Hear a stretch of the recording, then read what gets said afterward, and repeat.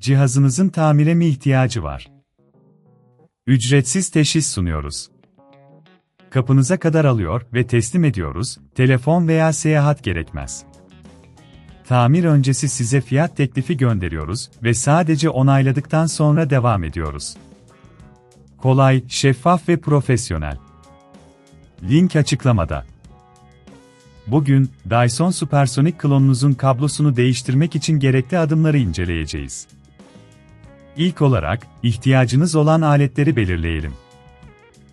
1. tori tornavida, 2. düz tornavida, 3. kesici alet, 4. temizlik fırçası ve 5. yeni kablo. Bu aletleri hazırladıktan sonra, işe başlayabiliriz. Kablonun değiştirilmesi, cihazın iç kısmına erişim gerektirir. İlk adım olarak, cihazın alt kısmındaki vidaları sökerek başlayın.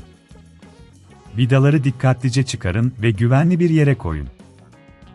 Eğer tornavidalarınız eksikse, uygun boyutta bir tori tornavida kullanmalısınız.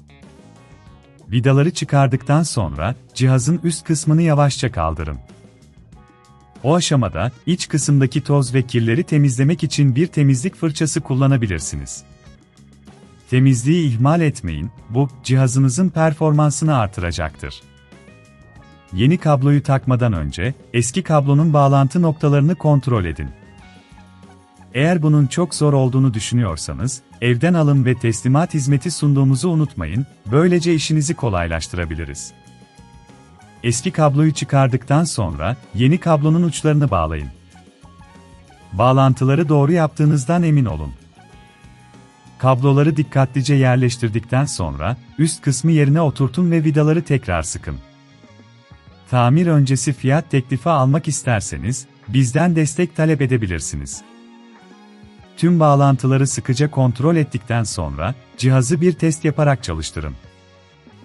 Eğer cihaz çalışıyorsa, kablo değişimi başarılı olmuştur. Ancak herhangi bir sorunla karşılaşırsanız, zorunluluk olmadan profesyonel teşhis hizmetimizde size yardımcı olabiliriz. Unutmayın, telefon yok, seyahat yok, biz her şeyi sizin için hallediyoruz. Son olarak, kullanmadığınız aletleri topladıktan sonra, cihazınızın kablosunu başarıyla değiştirmiş olacaksınız. Bu süreçte dikkat etmeniz gereken en önemli şey, her adımı dikkatlice takip etmektir.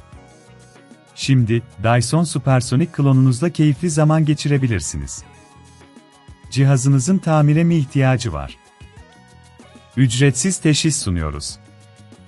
Kapınıza kadar alıyor ve teslim ediyoruz, telefon veya seyahat gerekmez.